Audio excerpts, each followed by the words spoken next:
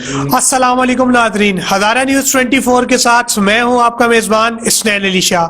Programme ہمارے مہمان میں آج میرے ساتھ موجود ہیں ملک پاکستان کی بڑی فیمس شخصیت سید علی دوار حسینی صاحب، جنہوں نے تحصیل ناظم کی سیٹ سے الیکشن لڑنے کے لیے اپنے کاغذات نامزد کروائے ہیں۔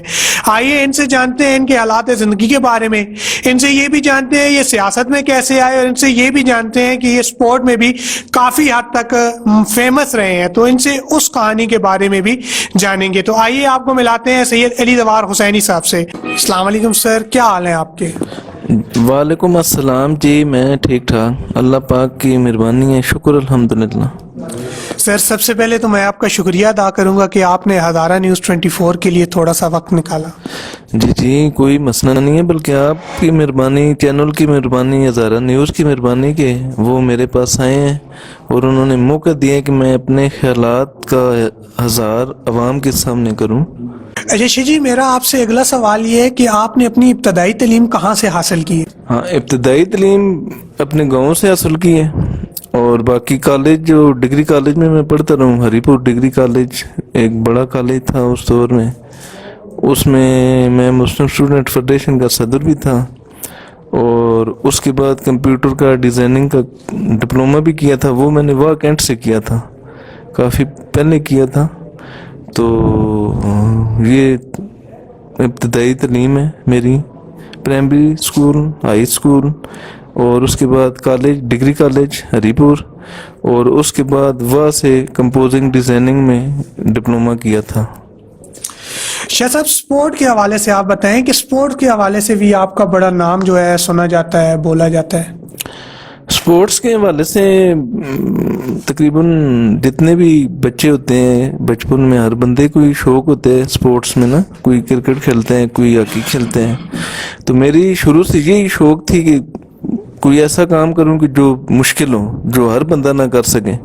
تو پھر میں نے جو ہے نا سپورٹس میں جمناسٹک کا انتخاب کیا، سب سے جو مشکل گیم ہے وہ جمناسٹک ہے، تو اس کا انتخاب کیا، اور اس میں ایک دن تھا کہ مجھے پہلا دن تھا اسکول میں جمناسٹک کی ٹیم میں، مجھے کچھ بھی نہیں آتا تھا، پھر ایک وہ دن آیا کہ میں جمناسٹک میں ایکسپرٹ ہو گیا، وہ ٹیم کا کیپٹن بن گیا، پھر یہاں تک پہنچ گیا کہ میں جمناسٹک کا انسٹرکٹر بن گیا، ٹیچر بن گیا۔ پھر میں اپنے اسکول میں بھی جمناسٹک کرواتا رہا ہوں، کوئی 14-15 سال کرواتا رہا ہوں، اور گرانٹیڈ کرواتا رہا ہوں کہ وہ میری جو ٹیم تھی، جو گورنمنٹ کے مقابلے ہوتے تھے اسکولوں کے، پہلے ضلع میں ہوتے تھے، ضلع میں جیتتی تھی، پھر ڈویژن میں ہوتے تھے، پھر صوبے میں ہوتے تھے، پھر ہمارے مقابلے جو ہوئے ہیں وہ سپورٹس کمپلیکس اسلام آباد میں بھی ہوئے ہیں، اور میری ٹیم الحمدللہ کہ پی کے کی فرسٹ ٹیم ہے، فرسٹ نمبروں پہ، فرسٹ پوزیشن پہ آتی تھی، جیتی ہیں۔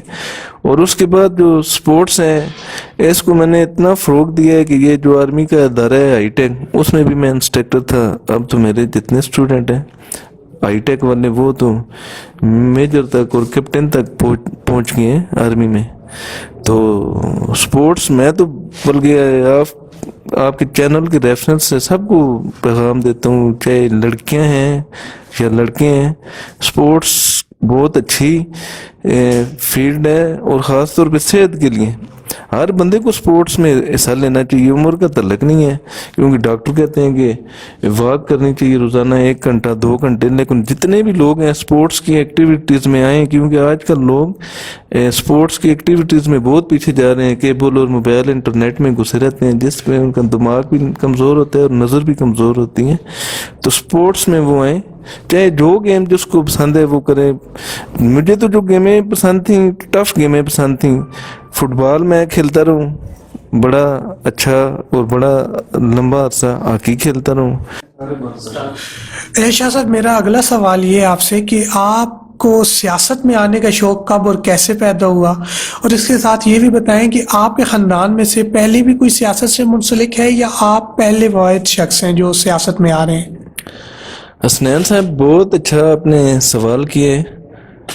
سیاست کا تو شوق نہیں ہے مجھے، نہ ہی ہے، نہ خاندان میں تھا، نہ ہی سیکھنا چاہتا ہوں سیاست۔ اب ایک سیاست ایک علیحدہ چیز ہے، اور عوام کی خدمت ایک علیحدہ چیز ہے۔ میں सियासी नहीं बनना चाहता हूँ, ना सियासत सीखना चाहता हूँ, ना सियासत से ताल्लुक़ रखना चाहता हूँ। सियासत दूसरे लफ्ज़ों में नाम है धोखा, झूठ, फ़रेब, मकारी, चालाकी, मुनाफ़िक़त। ये जो बंदा जितने अच्छे तरीके से करता है ना, उसको लोग सियासी कहते हैं या सियासत कहते हैं। ये बंदा सियासतदान है या सियासी है। मैं ना सियासी हूँ, ना मेरे ख़ानदान में है, ना सीखी है, ना सीखूंगा। इस इलेक्शन में खड़ा होने का मकसद ये है कि अवाम की खिदमत, गरीब अवाम की, और सिर्फ गरीब की नहीं। अब गरीब अवाम क्या है कि हर बंदा गरीब अवाम कहते हैं, अमीर अवाम का क्या कसूर है? अमीर अवाम की भी खिदमत करेंगे। कुछ अमीर लोगों से मतलब है, अमीर ऐसे लोग होते हैं अमीर हैं लेकिन होते सफ़ेद पोश हैं और शरीफ हैं, उनकी भी खिदमत करेंगे। मतलब सच्चे दिल से आए हैं मैदान में, उतने खिदमत करने के लिए अवाम की ओर करेंगे। और ख़ानदान में जो मेरे अबू हैं वो इलेक्शन में खड़े हुए थे 1987 में। उस वक्त यूनियन कौंसिल खानपुर ही होती थी, बहुत बड़ी यूनियन कौंसिल थी, और ज़िला जो था वो एबटाबाद था। तो उस वक्त से तकरीबन आज से 35-40 साल पहले की बात बता रहा हूँ। 1987 में बुज़ुर्ग मेरे सैयद इम्तियाज़ हुसैन शाह साहब इलेक्शन में खड़े हुए थे और नंबरदार भी थे, और उसके बाद भी वो खड़े होते रहे हैं। 3 बार वो इलेक्शन में रहे हैं, मतलब काउंसलर रहे हैं। तो लोगों का आना जाना उनके पास मैं देखता रहूँ बचपन से ही। तो ये इसीलिए आए हैं कि अवाम की सच्चे दिल से खिदमत की जाए। जितने सियासी थे सबको हमने आजमाया है, बल्कि हमने नहीं आपने भी आजमाया है, और ये अवाम ने भी आजमाया है। जितने भी सियासी थे, चाहे खान सबान है,